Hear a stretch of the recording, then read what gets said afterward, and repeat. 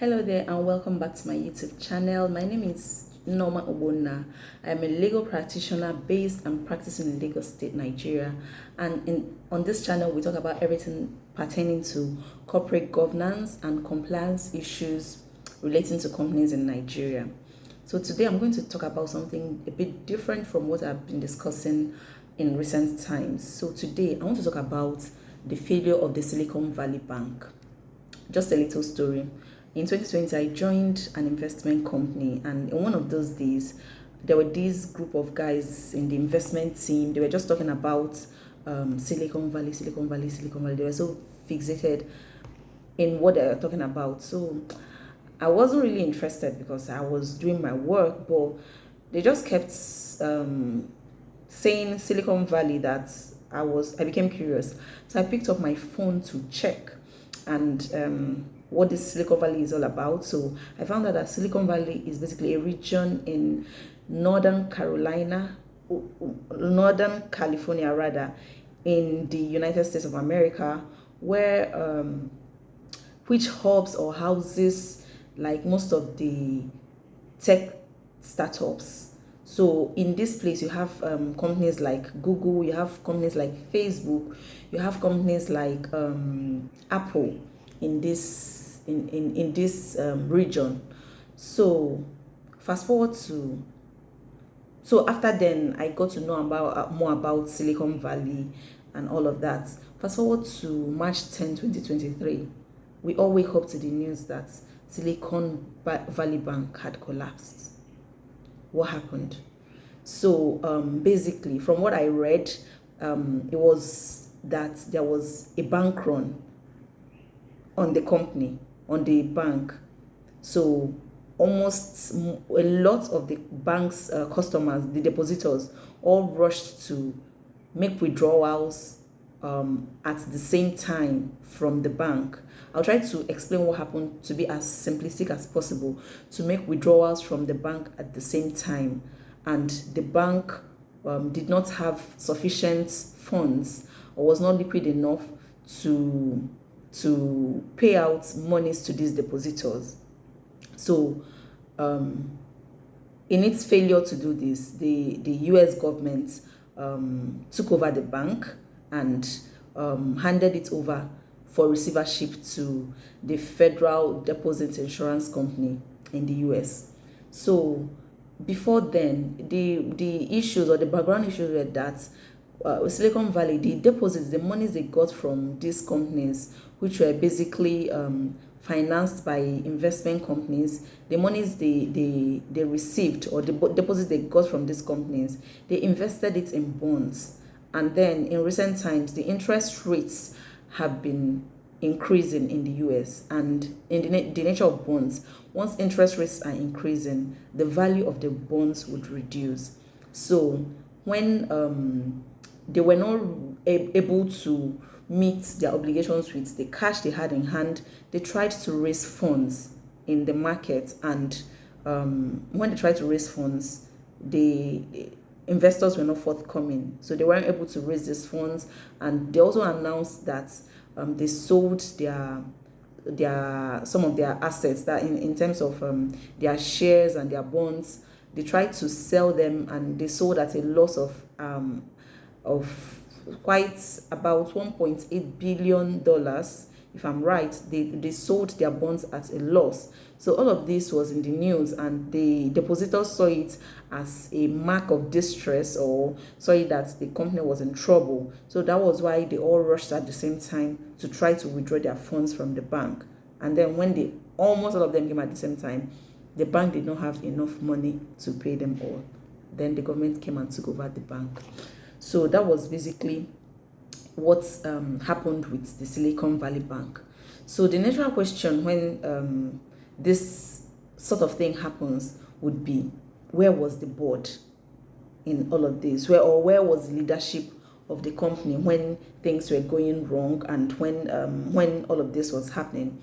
Okay, so even before we get to that, So some reasons have been given out as the reasons why this bank failed. One of it was is weak governance. Then the other is the rising interest rates in the U.S. Then it was also reported that Silicon Valley Bank (SVB) entered into some quite some risky investments, and that there was an asset liability mismatch. So if you look at these four things I've mentioned, you would know that they are mostly things that you can refer to as governance issues. They raise governance issues. In these things, governance questions would be asked. So, and also, it was reported that there were some warning signs before the bank eventually collapsed. It was reported that the Federal Reserve had raised questions as it relates to the corp or the governance practices that were adopted by the bank. So all of this culminated into the failure of the bank. When these questions was asked, ordinarily, I don't know what if it's called the attention of the board or the management or the leadership of the company into the need to review their governance practices and know how to go about it. So anyway, that's by the side. Basically, this video, I just want to kind of use it as a means to ask some governance questions or raise some governance issues that arise from the failure of this bank.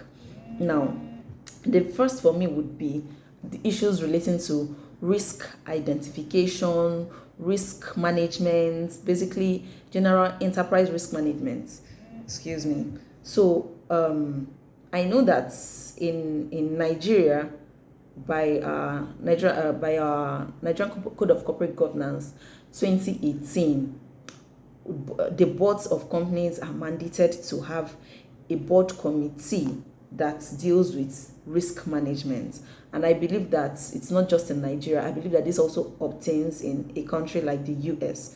So where was the board risk management committee or the committee in charge of risk management? Where was it when all of this was happening? And what has happened? You find out that there is the risk concentration, or sorry, the credit concentration or the credit risk aspect of this. So where was the risk management, the board committee in charge of risk management? Where was it when all of this was happening? When reports were made to the committee that most of the investments of this company were in a particular kind of were a particular type of investment, and that most of these deposits were coming from a particular group of persons, you know that there would be a herd mentality. Once something happened and it triggers maybe one or two persons in the sector, everybody would run to come and withdraw, because basically the depositors are into the same type of businesses. So the credit risk, was it identified? If it was identified, what did the board do about it? And if it wasn't identified, why? Why would it not be identified? Does it say anything about the experience of the persons that are on the board? I don't know. These are questions I would want to interrogate if I'm involved in the process. I would want to know where the board was, especially the persons in charge of risk management, enterprise risk management of the company, when the Federal Reserve raised these issues, that there were governance issues, that the governance practices adopted by this company were not the best. What position did the board take? What did they do about it? So basically, you would query the risk management framework basically that exists or that existed in SVB. Also, this would take you to the board composition. From what I read, I found out that issues had been raised as to the board composition. In fact, it was said that SVB basically chose diversity and government participation in the board over and above experience.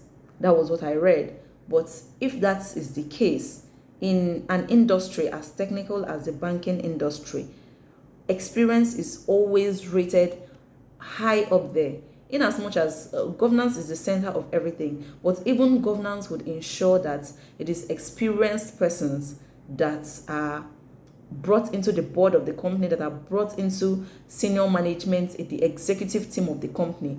Normally the boards of companies would always have a nomination committee, and the duty of the nomination committee is to ensure that the persons that are brought to join the board of the company, the persons that are brought as members of the senior management team, are persons that are competent, persons that are qualified, persons that are experienced in a given field, before all the scrutinies will be done to ensure that the persons that are being engaged are the right personnel or possess the requisite experience and know-how to run such a company.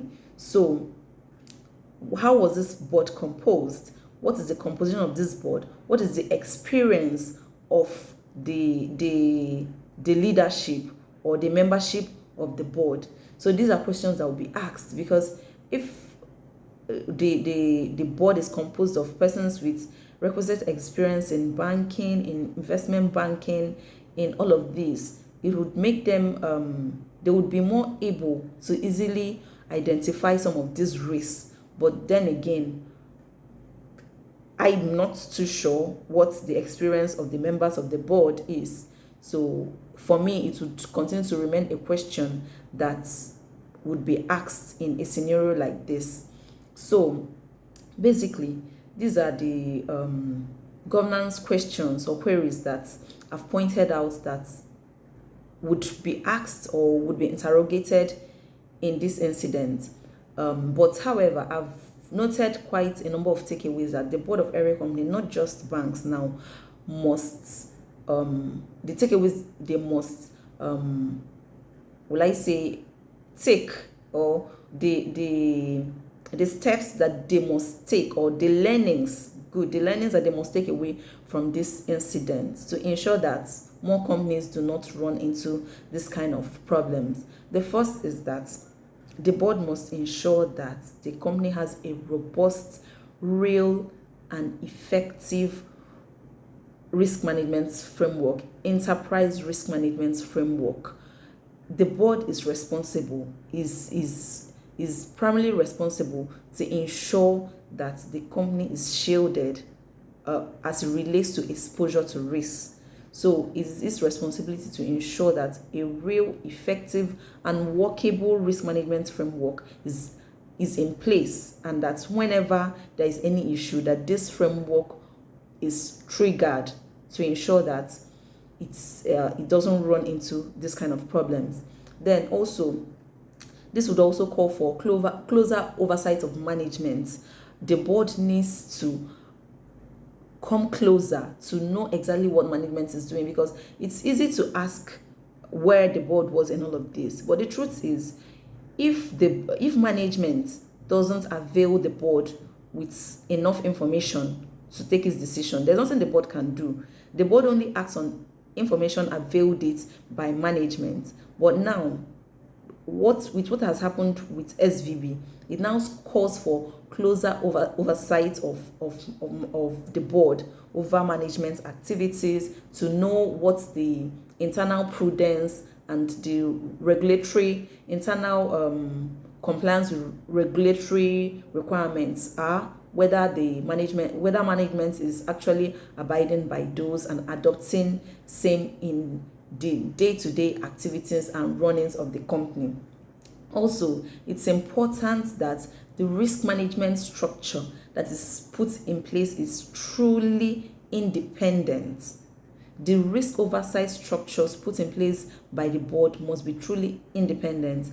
In my research, I found out that KPMG was the auditors for this company.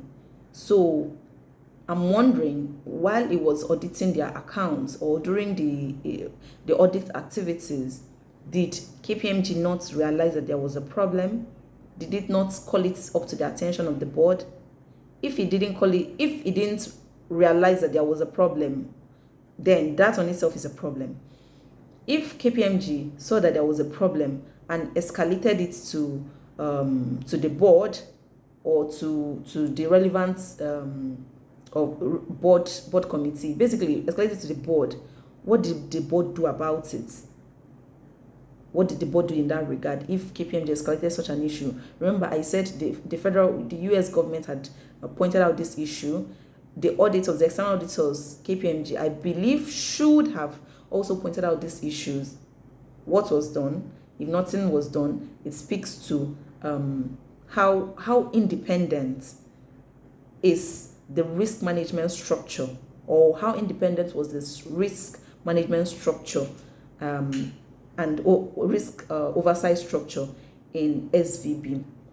So also another thing was pointed out, or in the course of my research, I found that reference was made to some pandemic era practices. For instance, virtual meetings. Some authors or some persons have blamed a bit of the collapse, have blamed it on the fact that the board of SBB always met virtually. So virtual meetings, and then they said the work from home culture of the company, that even the work from home, that even the executives of the company were part of it. So basically, that the company was running virtually. I don't know how true this is, but that's what I saw from my research. But I know that even here in Nigeria, even companies that are doing hybrid, some of the companies insist that their executives must come in daily. Banks are maybe some units or some departments in the bank, but basically the banks that we see here are all out here. There's nothing like working remotely. And in as much as it's not as if remote work is bad, it's not as if virtual meetings are bad, but there is this thing about physical meetings, the traditional board style practice of meeting physically. There is it puts the attendees, puts the board and the management team that will be reporting to the board, it makes them more like sit up to make their presentations and know that there would be engagements, real engagements. But when these things are done over the camera and all of that, that force, that interrogative force is not really there, is not really felt. So some persons have pointed out that the board style that was adopted in the sense of always using virtual meetings was a problem, and I contributed to it. So I don't know how much of that would come in or came into play in contributing to the failure of the bank, but that is what some opinion writers have said. So, but I know that there is always the need for a balance. Well, yes, some meetings can be held virtually, but there is also the need for directors, for the persons in charge of the governance of the company to meet physically. There is just this feel about it. There is this force that it has.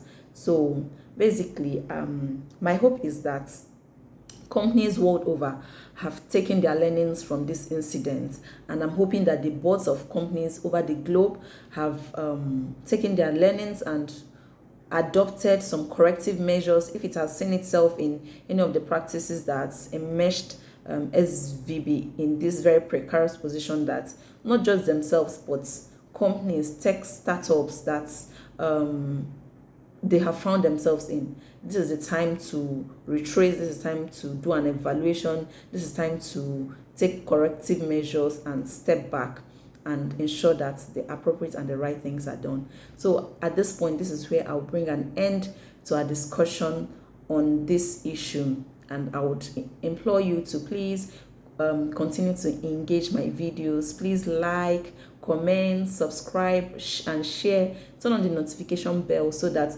when I put up any videos, you would be the first to know. Thank you very much, and do have yourselves a lovely day.